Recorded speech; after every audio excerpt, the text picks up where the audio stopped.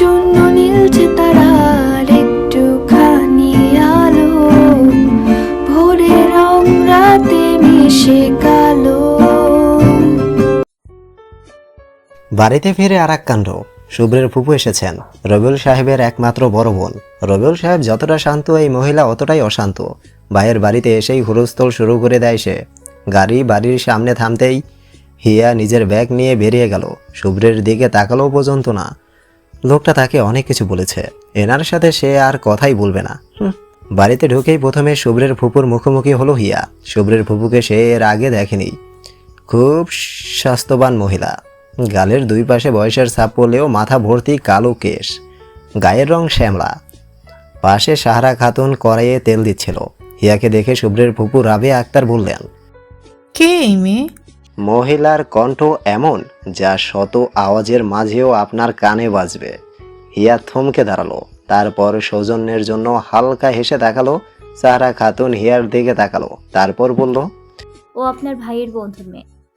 মহিলাটা আরো কিছু বলতে চাইলো, কিন্তু তার আগে সাহারা খাতুন হিয়াকে বললেন, জার্নি করে এসেছে, যাও রুমে গিয়ে রেস্ট নাও। হিয়া চুপচাপ সিঁড়ি বেয়ে উপরে নিজের রুমে চলে গেল। হিয়া চলে যেতেই রাবেয়া আক্তার বললেন, মেয়েটা সুন্দর, বড় বড় চোখ, কি সুন্দর ব্যবহার, আমার পছন্দ হয়েছে। রাবেয়া আক্তারের মুখে এমন কথা শুনে পরক্ষণেই সাহারা খাতুনের চেহারা ফ্যাকাশে হয়ে গেছে। ক্লাস শেষে ড্রাইভারকে গাড়ি নিয়ে ভার্সিটির সামনে দেখে শুভ্র এগিয়ে আসলো। শুভ্রের পিছু পিছু প্রভা এলো। শুভ্র ড্রাইভারকে জিজ্ঞেস করলো, কি ব্যাপার, তুমি এইখানে কি করছো? তোমাকে আমি কি বলেছিলাম? ড্রাইভার মলিন গলায় বলল, গেছিলাম কলেজের সামনে, আপামনি আসে নাই। হিয়ার এমন আচরণে শুভ্রের রাগ হচ্ছে, কোনো কথা শোনে না, নিজের যা ইচ্ছে তাই করে বেড়ায়। শুভ্র ড্রাইভারকে টাকা দিয়ে বাড়ি পাঠিয়ে ড্রাইভিং সিটে বসলো। প্রভা হকচকিয়ে জিজ্ঞেস করলো, কোথায় যাচ্ছিস তুই? কলেজে। বলতে বলতে সিট বেল্ট পরে নিল শুভ্র। প্রভা গাড়ির অন্য পাশে দরজা খুলে শুভ্রের পাশের সিটে বসতেই শুভ্র অবাক হয়ে তাকাতেই প্রভা বলল, আমিও যাবো। বাই দ্য ওয়ে, তুই এত অস্থির হয়ে আসিস কেন? শুভ্র গাড়ি স্টার্ট দিতে দিতে বলল, অস্থির হয়ে থাকতে যাব কেন? না, তোকে তোকে মনে হলো, কিন্তু কলেজে যাচ্ছিস কেন? মনের কোণের ক্ষীণ সন্দেহ থেকে প্রশ্ন করল প্রভা। শুভ্র দৃষ্টি সামনে রেখে বলল, ওই দিন রাস্তায় কিছু ছেলে নাকি হিয়ার পিছু নিয়েছিল, তাই সেফটির জন্য গাড়ি পাঠালাম। কিন্তু মহারানী তো আবার সোজা কথার মানুষ না। শুভ্রের মুখে এমন কথা শুনে প্রভার বুকটা ধক করে উঠল। শুভ্রের হিয়ার জন্য এত অস্থির হয়ে আছে, কই তার জন্য তো শুভ্রকে কখনো এমন অস্থির হতে দেখেনি। প্রভা কিছুক্ষণ চুপ করে থেকে জিজ্ঞেস করলো, তোর কি হিয়ার জন্য চিন্তা হচ্ছে? শুভ্র হ্যাঁ বা না কিছু বলার আগেই শুভ্র জোরে ব্রেক কষলো, তারপর গাড়ি থেকে নেমে গেল। প্রভা অবাক হয়ে শুভ্রের ছুটে যাওয়া দেখছে। আর ছেলেগুলো ফাঁকা জায়গা পেয়ে হিয়ার পথ আটকে দাঁড়িয়েছে। হিয়া ভয় পেলেও চোখে মুখে সে ভয়ের ছাপ প্রকাশ করেনি। তিনজনের মাঝে সুন্দর ছেলেটা এগিয়ে আসতে আসতে বলল, কি ভেবেছেন কয়েকদিন কলেজে না আসলে আমরা ভুলে যাব যে তুমি আমাদের দেখিয়ে দিয়েছিলে? হিয়া দু পা পিছালো, ভয়ে তার গলা শুকিয়ে গেছে। ছেলেটা আরো বলল, এতদিন কিছু করিনি, কিন্তু আজ করব। বলেই পাশের ছেলেটাকে ইশারা করতেই সে এসে হিয়ার হাতের কবজি চেপে ধরল। ভয়ে হিয়া চোখ বড় বড় করে তাকালো, তারপর কড়া গলায় বলল, আমি কি তোমরা জানো আমার যদি কিছু হয়েছে না তোমাদের এমন হাল হবে ভাবতেও পারছো না। আমাকে ছেড়ে দাও। আত্মরক্ষায় বানিয়ে বানিয়ে কিছু মিথ্যে কথাও বলল, তাতে কোনো লাভ হলো না। ছেলেগুলো উঁচু গলায় হাসতে লাগলো। তারপর হিয়ার হাত ধরে টানতে লাগতেই হিয়া ভয়ে জড়সড় হয়ে গেল। তবুও সাহস করে ছেলেটার হাতে সজোরে একটা কামড় বসিয়ে দিয়ে ব্যাগ নিয়ে দৌড়াতে শুরু করলো। পেছনে ছেলেগুলোও ছুটছে। হিয়ার পায়ে প্রচুর ব্যথা হচ্ছে, কিন্তু এ ব্যথা এখন তার কাছে কিছুই না। চেপা গলি পেরিয়ে মেইন রাস্তায় আসতেই হঠাৎ একটা বাসের সামনে এসে পড়ল হিয়া। হিয়া চোখ মুখ কুঁচকে ফেলতেই মনে হলো কে যেন তাকে নিজের বাহুতে জড়িয়ে নিয়েছে। শুভ্র দৌড়ে এসে হিয়াকে নিজের বুকে টেনে সরিয়ে আনলো বাসের সামনে থেকে। হিয়া শক্ত করে শুভ্রের শার্ট চেপে ধরল। শুভ্রের বুকে মাথা রাখতেই হিয়া শুভ্রের হৃদকম্পন অনুভব করতে পারল। প্রচণ্ড গতিতে শুভ্রের হার্টবিট করছে। বাস চালক ব্রেক কষে জানালা দিয়ে মাথা বের করে কড়া গলায় বলল, এমন রাস্তায় দৌড়াদৌড়ি করেন কেন? যত সব পরে, দুর্ঘটনা হলে তোর ড্রাইভারের দোষ। বলেই তিনি বাস স্টার্ট দিলেন। বাস চালকের এমন উক্তিতে হিয়ার হুঁশ ফিরল। হিয়া শুভ্রের বুক থেকে মাথা তুলে তাকাতেই দেখল শুভ্র চোয়াল শক্ত করে রাগে জোরে জোরে শ্বাস নিচ্ছে। শুভ্র হিয়ার দুই বাহু শক্ত করে ধরে ধমকে দিয়ে বলল, তুমি কি পাগল হয়ে গেছো? এইভাবে কেউ রাস্তার মাঝে দৌড়ায়? হিয়া মাথা নিচু করে রইল, কোনো উত্তর দিল না, খালি একবার ভয়ার্ত দৃষ্টিতে চিপা গলিটার দিকে তাকালো। হিয়ার এই তাকানোতেই শুভ্র সবটা বুঝে গেল। শুভ্র সেদিকে তাকালো, কিন্তু আশেপাশে কাউকে দেখলো না। শুভ্র আরো রেগে গিয়ে বলল, গাড়ি পাঠিয়েছিলাম না, এত কিসের জেদ তোমার? এতক্ষণে প্রভা গাড়ি থেকে নেমে ছুটে এলো। প্রভাকে দেখে হিয়া শুভ্রের শার্ট ছেড়ে কিছুটা পিছিয়ে দাঁড়ালো। এর মাঝেই শুভ্র আবার ধমক দিয়ে বলল, চুপচাপ দাঁড়াও, এক পাও নড়বে না। হিয়া আর চোখে শুভ্রের দিকে তাকালো। হিয়ার ভয় লাগছে, এমন রেখে আছে কেন লোকটা? হিয়ার কেমন জানি লাগছে, মনে হচ্ছে শরীরটা কাঁপছে, পায়েও প্রচুর ব্যথা হচ্ছে। দাঁতে দাঁত চিপে সে ব্যথা সহ্য করছে হিয়া। প্রভা এগিয়ে এসে বলল, কি হয়েছে? হ্যাঁ, তুমি ঠিক আছো? বলেই শুভ্রের দিকে তাকিয়ে দেখলো শুভ্রের রক্তিম চেহারা। এসব ব্যাপারে শুভ্র একটু বেশিই রাগে। শুভ্র যদি হাতের কাছে ছেলেগুলোকে পেত তাহলে প্রথমে মেরে হাড় ভেঙে তারপর নিজেই ব্যান্ডেজ করে বাড়িতে পাঠাতো। শুভ্র তো এমনই রাগী। প্রভা এগিয়ে গিয়ে হিয়ার হাত ধরে ওকে গাড়ির দিকে নিয়ে যেতেই হিয়া এক পা ফেলেই ব্যথায় আত্মনাদ করে আবার ঠোঁট কামড়ে ব্যথা সহ্য করলো। প্রভা বলল, তুমি কি ব্যথা পেয়েছো কোথাও? ওরা কি কিছু করেছে? তারপর পাশেই একটা বেঞ্চ দেখতে পেয়ে হিয়াকে সেখানে বসালো। তারপর প্রভা ভালো করে দেখলো হিয়ার হাতে চাপের দাগ পড়ে গেছে, কেউ শক্ত করে ধরলে যা হয়। হিয়া পায়ে হাত দিয়ে ব্যথায় নাক মুখ কুঁচকে আছে। উফ, অসহ্য এই ব্যথাটা আবার শুরু হয়েছে। শুভ্র কিছুক্ষণ হিয়ার দিকে নিশ্চুপে তাকিয়ে থেকে নিজের শার্টের হাতা ভাঁজ করে এগিয়ে এসে হিয়াকে কোলে তুলে নিতেই হিয়া হকচকিয়ে উঠল। ভরা রাস্তায় লোকটা কি করছে? হিয়া লজ্জায় মাথা নামিয়ে বলল। নামান আমাকে, মানুষ দেখছে। শুভ্র হিয়ার দিকে একবার রাগে চোখে তাকাতেই হিয়া চুপ করে থেকে নিজের মুখটা শুভ্রের শার্টে লুকিয়ে ফেলল। আশেপাশের অনেকেই হা করে তাকিয়ে আছে। ব্যাপারটাই যেন তারা খুব মজা পাচ্ছে। পূর্বা সেই মানুষের ভিড়ে দাঁড়িয়ে আছে নিশ্চুপে। হঠাৎ কেমন একটা অদৃশ্য ব্যথা তার শরীরে বয়ে যাচ্ছে। ব্যথাটা আরো তীব্র হলো যখন শুভ্র হিয়াকে প্রভার জায়গায় বসালো। সময় যেন সেখানেই থমকে গেছে প্রভার। শুভ্র ড্রাইভিং সিটে বসার আগেই প্রভাকে খুঁজলো, কিন্তু হঠাৎ প্রভা এই ভিড়ের মাঝে নেই। তাহলে কি প্রভা চলে গেছে? শুভ্র ড্রাইভিং সিটে বসে একবার হিয়ার দিকে তাকালো। ব্যথায় চোখ বন্ধ করে মাথা নুয়ে আছে সে। শুভ্র গাড়ি থামাতেই হিয়ার চোখ খুলল। তারপর বাইরে তাকিয়ে অবাক হয়ে গেল। এটা তো বাসা না, ক্লিনিক। হিয়া কৌতূহল চোখে শুভ্রের দিকে তাকালো। ততক্ষণে শুভ্র গাড়ি থেকে নেমে গেছে। হিয়া চুপচাপ শুভ্রের কাণ্ড দেখছে। শুভ্র কিছুক্ষণ পর এসে হিয়ার পাশের দরজাটা খুলল। দরজা খুলে বের হতে গিয়ে দেখলো শুভ্র একটা হুইল চেয়ার সামনে এনে রেখেছে। হিয়া হকচকিয়ে তাকালো, তারপর বলল, এটা এনেছেন কেন? আমি এটাতে বসবো না, আর ক্লিনিকও যাব না। শুভ্র কঠিন দৃষ্টিতে তাকিয়ে বলল, তুমি যাবে না, তোমার ঘাড় যাবে। নিয়ে যান, আমার ঘাড় নিয়ে যান, কিন্তু আমার পা যাবে না। আশেপাশে তাকিয়ে বলল হিয়া। শুভ্র ধমকের সুরে বলল, শ্যাট আপ। হিয়া হুইল চেয়ারে বসতে একদম পছন্দ করে না। এর আগেও তাকে বসতে হয়েছে, আর সে তো হারতে পারে। তাহলে কেন হুইল চেয়ারে যাবে? হিয়া বুড়ো কুচকে বলল, ধমক দিয়ে কাজ হবে না, আমি হুইল চেয়ারে করে যাব না ব্যাস। বসতে বলেছি, না হলে সবার সামনে কোলে তুলে নেব। বলেই শুভ্র এগিয়ে আসতেই হিয়া ফট করে হুইল চেয়ারে বসে পড়ল। এই ছেলের কোলে বসার তার কোনো শখ নেই। যে ভরা রাস্তায় কোলে নিতে পারে সে যে এইখানে নেবে না তার কি গ্যারান্টি? ক্লিনিকে নিয়ে গেছে সেটা পর্যন্ত ঠিকই ছিল, হঠাৎ আবার পুলিশ স্টেশনে আসার কি দরকার? ছোটবেলা থেকেই পুলিশ দেখলেই হিয়ার ভয় লাগে। শুভ্র পুলিশ স্টেশনের সামনে দাঁড়িয়ে থামলো। হিয়া ক্লান্ত দৃষ্টিতে শুভ্রের দিকে তাকিয়ে আছে। লোকটা কি এখন পুলিশে ডায়েরি করবে? কি লাভ হবে ডায়েরি করে? ডায়েরির পাতা বন্ধের সাথে সাথেই এই অভিযোগটাও কর্পূরের মতো উধাও হয়ে যাবে। শুভ্র গাড়ি থেকে বের হয়ে যেতেই হিয়া ঘুমের ভান ধরল। এই লোকটা এখন যদি থানার ভিতরেও যেতে বলতেই পারে সে থানায় পা দিবে না, জীবনেও না। হিয়াকে সম্পূর্ণ ভুল প্রমাণ করে শুভ্র একাই থানার ভিতরে গেল। হিয়া হালকা চোখ খুলে তাকাতেই অবাক হয়ে গেল শুভ্র একাই যাচ্ছে। শুভ্র এমন ভঙ্গিতে যাচ্ছে যেন এটা থানা নয়, তার মামার বাড়ি। হিয়া গাড়ির জানালা দিয়ে মুখ বের করে এদিক সেদিক তাকাচ্ছে। এই শুভ্রনীল আহমেদ অতিরিক্ত পরিমাণে ভদ্রলোক। নিশ্চয়ই সে মারামারি করতে জানে না। মারপিট করতে জানা না থাকলে কেউ পুলিশ স্টেশনে আসে? হিয়ার আরও অবাক হলো যখন কিছুক্ষণ পর থানার অফিসার শুভ্রের সাথে বেরিয়ে আসলো। অফিসারটা শুভ্রের বয়সী মনে হচ্ছে। সে অফিসার শুভ্রের গাড়ি পর্যন্ত এগিয়ে দিতে এসে হিয়াকে বলল, ভয় পাওয়ার কিছুই নেই, নামগুলো তো শুভ্র বলেই দিয়েছেন। আমার জন্য এখন ওদের খুঁজে পাওয়াটা সহজ হবে। হিয়া হা করে শুভ্রের মুখটা একবার দেখলো।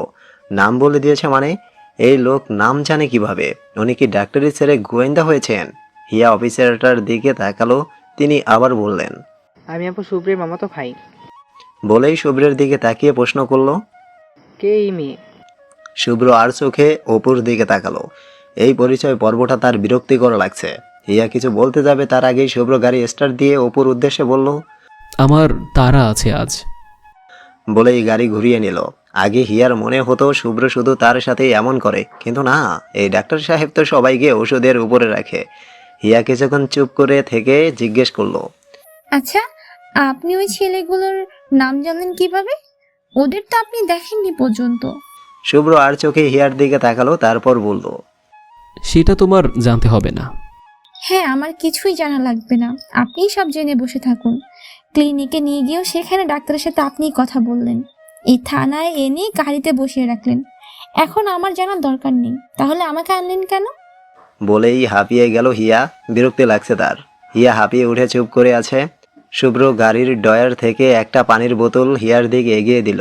হিয়ার রাগ হচ্ছে, পানির বোতলটা নিতে ইচ্ছে করছে না, কিন্তু তৃষ্ণাও পেয়েছে। হিয়া ফট করে শুভ্রের হাত থেকে পানির বোতলটা নিল। শুভ্রের গোমরা মুখটা তার অসহ্য লাগছে।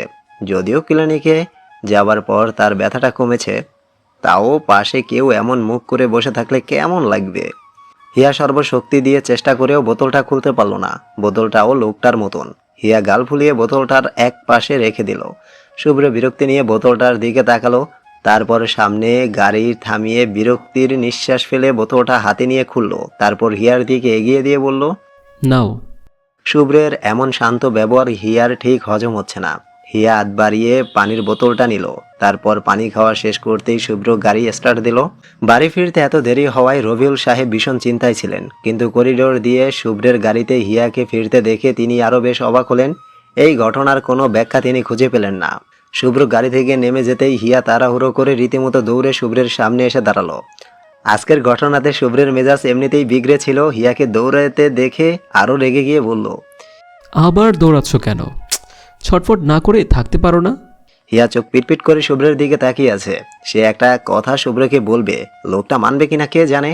এমনি অগ্নিকুণ্ড হয়ে আছে। শুভ্র চোখ বুজে নিজের রাগ সামলে বলল, পায়ের ব্যথা কি কমেছে? হিয়া হ্যাঁ সূচক মাথা নাড়ল। আচ্ছা, তাহলে ভিতরে যাও। বলে চলে যেতেই হিয়া আবার এসে শুভ্রের সামনে দাঁড়ালো। এগোতে গিয়েও থমকে দাঁড়াতে হলো শুভ্রকে। শুভ্র ব্রু কুঁচকে বলল, তুমি কি আবার কোনোভাবে আমার কোলে করে ভিতরে যেতে চাইছো? Listen, don't take it for granted. Hiya হকচকিয়ে সঙ্গে সঙ্গে দু পা পিছিয়ে হাত দিয়ে না না না করতে করতে বলল। আমার একটা কথা ছিল। শুভ্র নিজের দিকে আঙুল দিয়ে বলল, আমার সাথে? Are you sure? হিয়া হ্যাঁ সূচক মাথা নেড়ে বলল।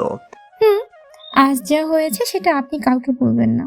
শুভ্র হিয়ার কথায় এবার প্রচুর বিরক্ত হয়ে হিয়ার পাশ কাটিয়ে চলে যেতে নিলেই হিয়া আবারও সামনে এসে দাঁড়াতেই শুভ্র বলল, দেখো, একদম আমাকে রাগিয়ে দেও না। আর তোমার এসব স্টুপিড কথা শোনার আমার ইচ্ছে নেই। আপনি তো এমনিতেই রেগে থাকেন, আর একটু রাগলে কি হবে? হয়তো ঘূর্ণিঝড়ের বদলে সাইক্লোন আসবে। আসলে আসুক, কিন্তু প্লিজ আপনি বাসার কাউকে বলবেন না। কাদো কাদো চেহারা করে বলল হিয়া। তাতে কি কোনো লাভ হলো? শুভ্র আবারও পাশ কাটিয়ে চলে গেল। শেষ এবার এই ঘটনা যে কতদূর গড়াবে তা কেউ জানে না। রবিউল সাহেব যদি কলেজ বদলে দেয়। হিয়া আস্তে আস্তে বাসায় ঢুকলো শুভ্রের পেছনে পেছনে। শুভ্র এসেই সোফায় গায়ে এলিয়ে দিল। হিয়া চুপি চুপি নিজের রুমের যাওয়ার আগেই রবিউল সাহেব সামনে এসে বলল, কি রে, এত দেরি হলো কেন আজ? হিয়া হকচকিয়ে তাকালো, তারপর আমতা আমতা করে বলল, পড়ে গিয়েছিলাম। পড়ে গিয়েছিলি মানে? বেশি ব্যথা পেয়েছিস? কিভাবে পড়লি? চিন্তিত হয়ে প্রশ্ন করলো রবিউল সাহেব। এবার সে কি বলবে? হিয়া এদিক সেদিক তাকিয়ে বলল, বেশি ব্যথা পাইনি। কিন্তু পড়লি কিভাবে? আবারও প্রশ্ন করলেন তিনি। হিয়া আমতা আমতা করে বলল, হোঁচট খেয়ে পড়ে গেছি। দেখে শুনে হাঁটবি না। বকা দিয়ে বললেন রবিউল সাহেব। তারপর আস্তে আস্তে বললেন, শুভ্রের গাড়ি করে এলি কি করে? উফ, মিথ্যা জিনিসটাই ভেজাল। একটা বলে থামা যায় না, একটার পর একটা বলতে থাকতে হয়। হিয়া আর চোখে একবার শুভ্রের দিকে তাকালো। শুভ্র চোখ বন্ধ করে আছে। তারপর হিয়া কিছুটা অপ্রস্তুত হয়ে বলল, আমি লিফট চাইলাম, পড়ে গিয়েছিলাম যে তাই। প্রথমে দিতে চাইনি, পরে আপনার কথা বলতেই রাজি হয়। আর রাস্তায় এত জ্যাম ছিল, প্রায় 2 ঘন্টা জ্যামে বসেছিলাম। রবিউল সাহেব আর চোখে একবার ছেলের দিকে তাকালেন। তারপর হিয়াকে বলল, আচ্ছা গিয়ে তাহলে ফ্রেশ হয়ে নে। রবিউল সাহেব চলে যাচ্ছিল। হিয়া আশেপাশে তাকিয়ে বলল, সবাই কোথায়?